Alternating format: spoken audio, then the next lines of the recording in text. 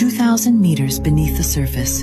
That's just 20% of the ocean's total depth. We can go way deeper.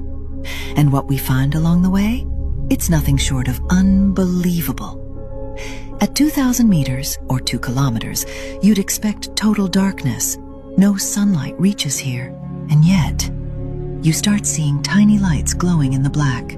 That's because we've just entered the bioluminescent zone, where almost 90% of sea life glows in the dark just to survive. One of the creatures here? A small, terrifying thing known as the abyssal dragonfish. But its teeth? 5 times sharper than a piranha's. Now let's drop down to 3,800 meters. This place is legendary because it holds the wreck of the Titanic.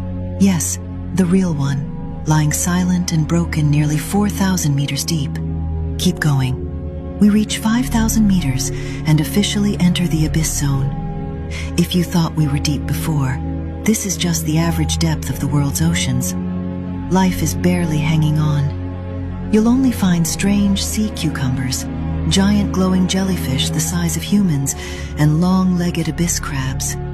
Let's go even further, down to 6,000 meters, into the Hadal zone. This place is hell underwater. The water temperature?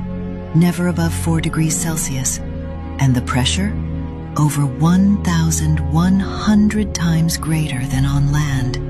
To help you picture that, it's like carrying 335 full-grown African elephants on your shoulders. Yeah, that heavy. But now let's flip the view. From the deepest point on Earth to the highest, Mount Everest, standing tall at 8,848 meters, the tallest thing we've got. And yet, Everest could fit inside some of the trenches in the ocean and still wouldn't reach the bottom. Because in 2012, director James Cameron took a solo dive down to 10,898 meters. He stayed there for 3 hours.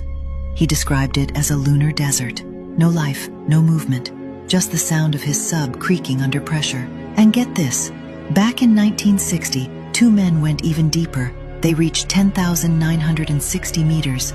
That's nearly 11 kilometers straight down.